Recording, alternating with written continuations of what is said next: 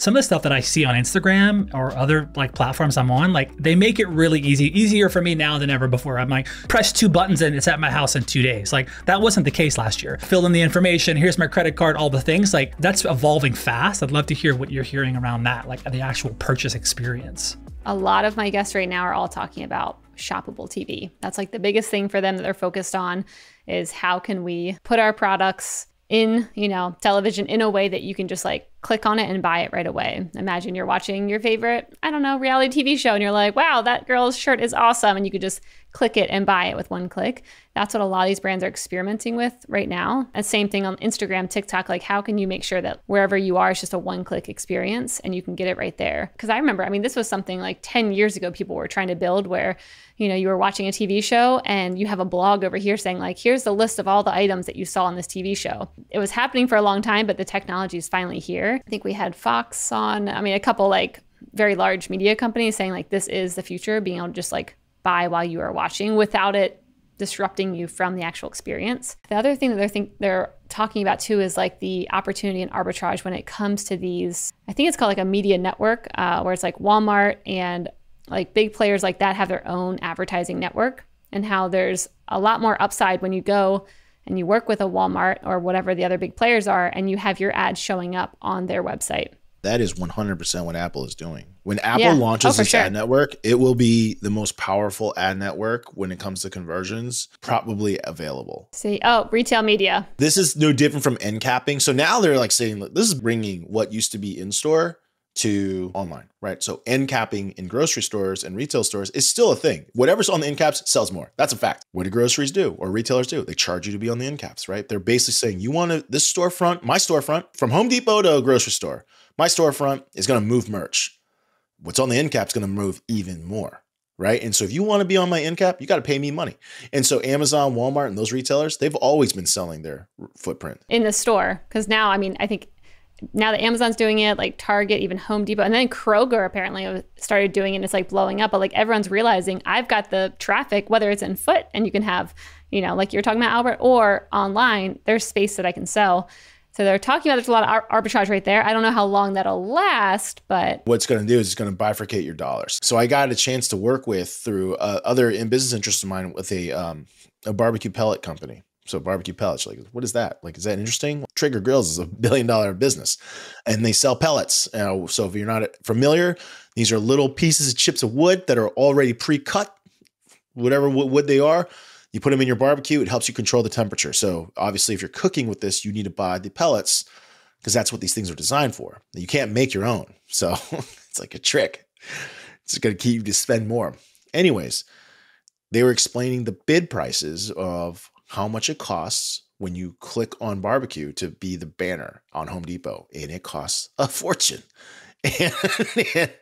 And you, as you can imagine, and that's just one category. So obviously when you are a retailer like a Home Depot, which I think has 100 million SKUs, it's insane. HomeDepot.com, 100 million SKUs, Walmart.com, Amazon, every page, every category basically has an end cap and it's all for sale. So if you are a wood chip pellet maker, now you got to buy it at every grocery store, every hardware store, possibly on Amazon. Like your dollars really start to get cut. It's going to get harder. So like that's going to splinter. It's the same. It's the tech hype cycle all over again. For everyone who's not listening to IT Visionaries, plug my show.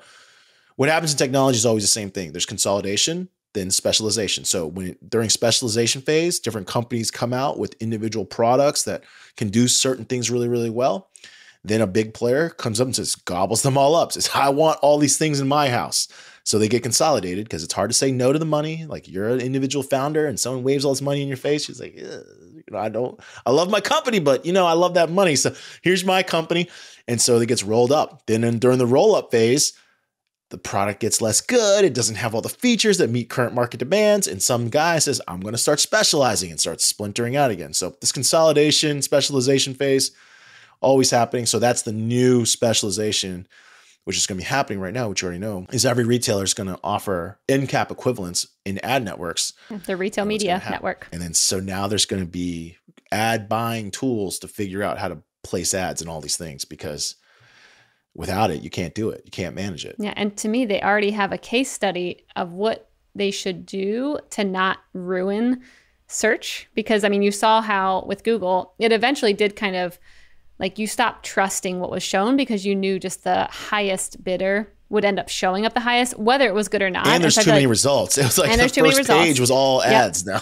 Yeah. So I think there's already like a pretty good case study over there of like, ooh, we went a little too far and we just let the highest bidder win instead of figuring out like who's the best and who doesn't have bad reviews. Like make an algorithm that actually works. And that's what I think these retail media networks are going to struggle with next is how do I actually make an algorithm that works not only for us where we're making good money, but our customers are actually happy with what they're showing them. And, you know, they're not only wanting to buy it, but they're not returning it, complaining about it. Yeah. So, I mean, I have no idea, but like, if you think back to what advertising and consumer spending used to look like, if you go to the Mad Men era, right? Whoever had the most dollars just won because you as a consumer really didn't hear about any other brands, right? So if it talks about drinking soda, like there's only 2 sodas to choose from. So if you saw another soda on the shelf, you're like, I don't even know what that is. And if ad buying gets out of control, that's back to what it'll be, which is like Tide will always be, or P&G or whatever is going to be at number 1 all the time. And every other brand's going to be, you'll never hear from them again. By the way, what you were talking about, plug one of my guests, Stephanie Postles. He is the CTO of WPP, which if anyone hasn't looked up, WPP is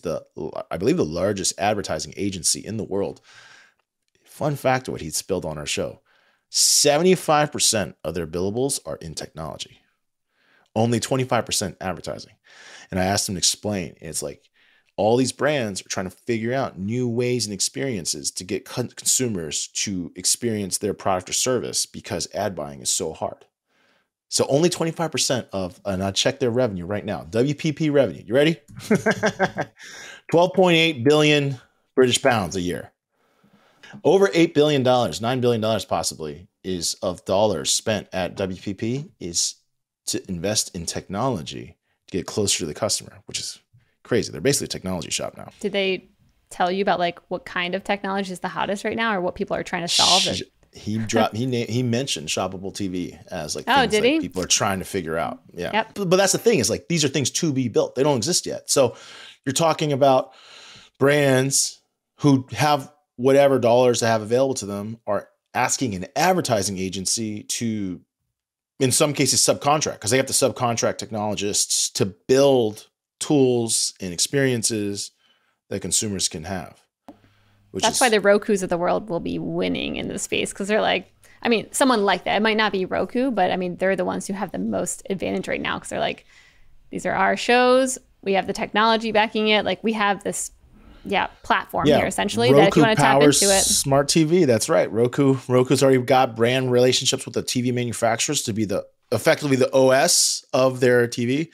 By the way, mad smart case history. If anyone wants to read about Reed Hastings' decision to split Roku out of Netflix because he knew Steve Jobs would never allow Netflix to have access to his to be like an OS inside of an Apple device. So he said, okay, we got to split out the OS portion of it. Roku's basically an OS for TV now. Yeah. And you know who just partnered with Roku? Who's that? Walmart. So that for what?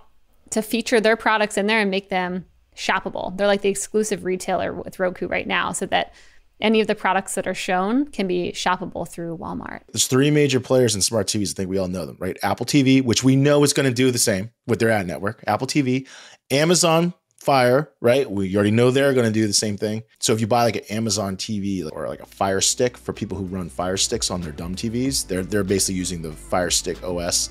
And then, of course, Roku. That's the biggest players. And then some of the TV makers like Samsung and LG, they have their own OS. But I could see Roku kind of infringing on that pretty quickly. Hey, thanks for watching. This segment was made possible by our friends at Salesforce Commerce Cloud.